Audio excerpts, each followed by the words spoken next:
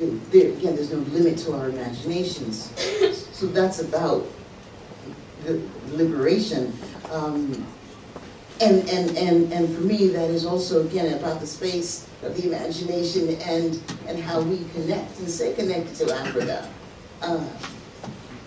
In the Prière Jour, which is one of the prayers in Haitian Voodoo, like I said, is every single ceremony, the Prière Jour, the Prière Guinée, which is, I guess, what you would call exegesis, because it is about our manifestation. It is about how we came into being. I don't know for how many centuries we've been uttering this prayer. And it's an interesting prayer because it starts out in French. It's calling on all the saints, and it sounds very Christian. And then as you get deeper into the prayer, it is Haitian or Creole. It becomes a word voodoo. Then at its very end, we're calling on all the names of our people and using langage, which are the excerpts, the bits and pieces of African languages that we have retained, we have held on to for generations. But in this prayer also, we are calling on names. We have taken the names, what's that expression, and we're taking no prisoners. That's what it is. We take no prisoners, but we're taking names down as well. So we have retained everything, good and bad, that speaks to our liberation, that speaks to our tragedy, that speaks to our overall experience, and have retained that in a covenant that exists amongst us as initiates, but also this understanding that we have with those who came before us, that we're not going to let them be forgotten ever. Ever. So that way we stay connected to Africa, metaphysically and otherwise. But I think it's also important because to make the connection physically as much as possible, precisely because in using this prayer, we hear Angola, we hear Congo, we hear Iwe people, we hear the names of a number of our people mentioned. Nothing for me has been more liberating than to actually physically go to where these people were. When I hear Ogun, Badagry, I went to the ancient city of Badagry in Nigeria, and I understood who and what that Ogun was about. So those kinds of connections are important. And it can't be that you can't afford it. You know, part of what we do in our communities is make sacrifice. We make sacrifices, we make ebo. So you can sacrifice something, like you sacrificed your time in coming here today, and your money in being here today. There are other sacrifices that we can make, that we have to make in order to get back to the source. Okay, and so we have to think in those terms as well. And there are, in fact, families that are ready to receive us, ready to accommodate us, if we're willing to give up a few things, like occasionally some running water. You know, we might have to rough it. But stop and think about it. Who roughed it the most getting over here? So why can't we rough it, go on the other end? In the luxury of our economy plane seats. Real talk. Going inconveniently through Brussels to get to Cotonou, or for London to get to Accra. But we can do that. It's only a few hours. It didn't take months to get there. We weren't sitting in our feces in order to get there. So there are ways of connecting and sustaining that. We gave up a whole lot, or our ancestors gave up a whole lot getting over here. Recreated, reinvented what they've retained, and took everything up to another notch. So again, in the process of recycling things, we ought to be able to do the same. And I think that's also where we find our liberation. Thank you so much. I had the fortunate experience of growing up in Jamaica and the American South. But the American South I grew up was Newark, New Jersey. And seriously, but I also went to grammar school with one of the great philosophers and theologians of our time, George Clinton, Dr. Funkenstein. And George said, he said, free your mind and your ass will follow. And that sounds kind of silly and cute, but it's also true. It's also true. And your liberation is, it's here, it's in Africa, it's everywhere, wherever we are when we're conscious. So once we have freed our minds, we're conscious wherever we happen to have our physical body. So that's all I have to say about that. I guess to talk about the physical possibilities of Africa, I do want to reiterate something because there's a lot of myths about how Africans feel about us. And when you're in this environment, it's very difficult to connect. But I have been, multiple times to West Africa and have been welcomed back.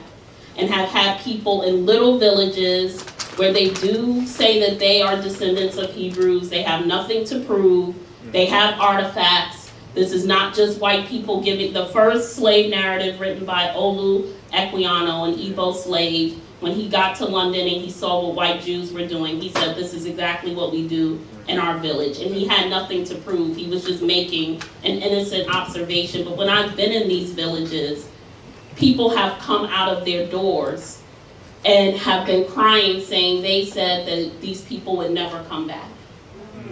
I've stood on the bridge where they've taken the enslaved people out of Igbo land. When I was walking down this road, my elder Cletus Okoro, who's a Hebrew elder from the Arachuku kingdom, which is the oldest kingdom in Igbo land, he said, let's get out of the car and walk. And so I was like, okay. So I'm walking, and as I'm walking down this red mud road, I start to feel sad and I start to feel heaviness. And I'm like, why do I feel sad? Why do I feel this heaviness? I'm happy. I'm in Africa. I'm on vacation. It's beautiful. And then an elder asked me to come into his home. And the elder starts talking about the slave trade. And he said, this is the road that they took the slaves out of Igbo land. And I was literally feeling the pain of my ancestors. So when we say, what are the physical and spiritual, I guess, consequences of returning to the land, is I honestly feel, not to offend anyone, but there's some things you're just not going to understand until you're on the land. The traditional culture of the Igbo Omina, which is almost word for word similar to Torah, is what to do in the land, or what to do so that the land doesn't become an abomination. And it's all about your holiness being tied to how you act when you're in the land. And so I think many times we feel we can return to Africa without physically returning to our brother and sister. We want to reconcile with him, her, and everyone, but not ourselves, and we think we can fully return without ever going to the land. And I did want to emphasize that when you return, you will be welcomed back if you come with respect. I also think we need to, as we return, we have to get rid of fantasies and romanticism. We need to study African history from a variety of sources, including African women. Study the trans-Saharan slave trade as well. Because there's a lot that we romanticize. And I can tell you, under every tradition, injustice happened from the perspective of the African woman. I'm sorry if I'm offending anyone, but that's what I've heard from the women here in the diaspora and over there. And so I think we really need to think about how we're returning and the posture that we're returning. Yes, there's opportunities for business. There's opportunities for young people. There are many young people moving to Ghana just because they're tired of being brilliant in an American society that's only going to let them go but so far. And you got to sell your soul to do it. And so as we're returning, you have to discern when you go, how you go, where you go, based on, what the Most High is showing you. But I think if we go with romantic notions, or we go just saying, I want to do business over there, and not thinking about how that can be for the local people, then that also becomes an issue. Some South African millennials say, if you're an African American and you're coming with a white mind, we don't want you in South Africa. Just stay home. And some people got offended, but I said, well, to be honest, look at all they've been through.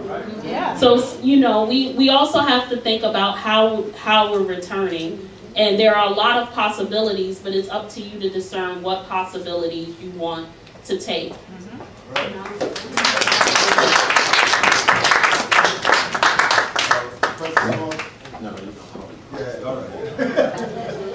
And so, I want to just recite from a book that's older than any book that's represented around it. When I realized myself to exist, I cause existing to exist so that existence might exist. And when I found myself existing, Ma'at was at my side. Truth, justice, righteousness, harmony, balance, and reciprocity. And then I coughed up, or spat out, the atmosphere. And I coughed up Tefnut, the gases that make up that atmosphere. And they came together and they gave birth together, the earth, and Nut, the elements of the sky. And they came together in all of their energy and fervor, and they gave birth to man, a son, and then to woman, a set. And when I had created all the things that my heart had desired to create, I then hiccuped, I vibrated, and I became the word that caused things to live. And then I expanded in those things. I, Amen, that which is unknown and unknowable and hidden, but yet manifest. I expanded myself in all of those things. And then there's a lot more to the pyramid text. That is Genesis' story. And then Amen says, and I brought myself into being out of myself, which is my mother, Nun. And that's our literature, that's not a part of our common theological understanding. Tens of thousands of years before any of the other literature, which is not a different literature. It is a different time interpretation, cultural space interpretation of the same literature, telling the same story. Everybody in this room, you're the best of your ancestors' genes. And when you were born, you were the latest version of your ancestors' gene, right? And then you became the highest tech model of your ancestors' genes. Because genes change through time and circumstances. And then your children became the best of your genes, the latest version of your genes, and the highest tech model of your genes. Take that backwards in the time. I have 8 children, me and Carol. We look at those 8 children, we walk backwards. They got 4 grandparents, 8 great-great-grandparents, 16 great-great-grandparents, 32 great-great-greats, 64. And you know where we go back to? We go back to that vibration the ancestors referred to in that book as that water of Nun that brought itself into being out of itself. Nothing existed but itself, everything being an aspect of itself. That's African culture at its most fundamental, simple expression. When I mentioned earlier about cosmology and ecology, all of our literature, I could read any one of them, all of them is talking about how we, this aspect of the consciousness of total divinity, have its experience with the rest of divinity. I hope that wasn't converse. Could I just say something 30 seconds? In terms of the question says and vice versa, and for us going back, let me see if I could try to explain this.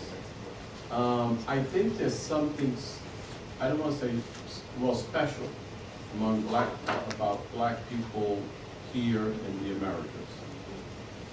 Is that we've had to live, especially in the United States, in the belly of the beast. So we know something about being black. That's profound. that is a result of suffering and torture and abuse.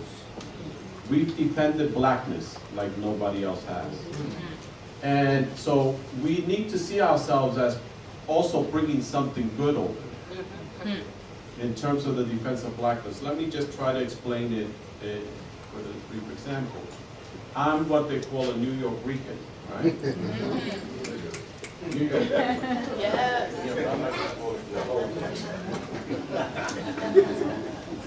And sometimes when we go back to Puerto Rico, they don't look at us as Puerto Rican. And it's interesting that a lot of the people who've been to prison fighting for the liberation of the island were born here in New York. Our minds are less colonized than the minds of the Puerto Ricans living over there because we're in the belly of the beast. We know this is the shithole. Excuse the language.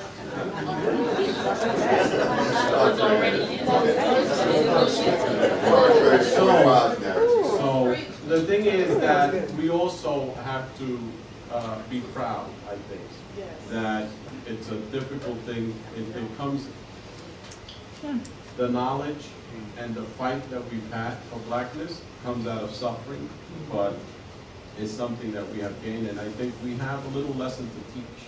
Let's be arrogant, a little lesson to teach about black. So we're going to start our Q&A. We have about 25 minutes for Q&A. So I'll try and take about 3 to 4 people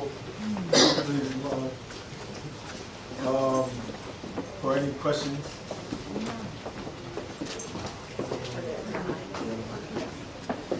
You can step up. Me? Yes. Oh, okay. Can you Come forward? Okay.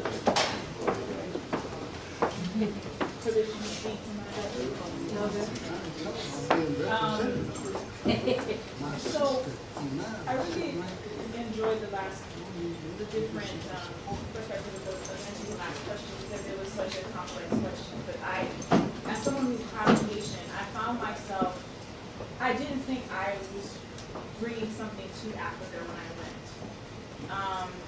And I did 4 countries my first time, which shouldn't really. Anyway.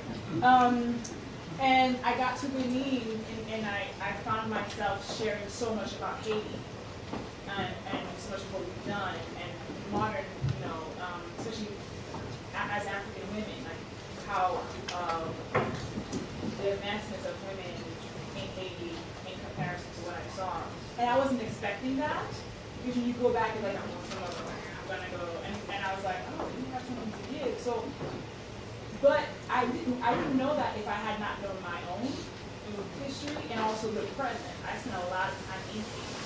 So when I'm referring to Haiti, I'm not referring to what my parents knew of the place. I got to know the place so that when I got back to Africa, I could share something. So my question, or just, I'd like to hear your offering about the process of knowing your specific blackness. And how one goes about sharing that with folks who are on the continent. Like I want to hear more about your perspective on that. Because what I found is, I didn't even get any sense of tension. And as soon as I was Haitian, they were like, oh, you're that kind of guy. Like immediately, because they understood that there's a different kind of knowing in that. But I'm wondering, how do we help people through their process of their own specificity in black, like what you have to offer if you're from Mississippi or if you're from Colombia or from Brazil. That is something that it deserves its own specific knowing and then its own sharing. Just if y'all have any more thoughts on that. Well,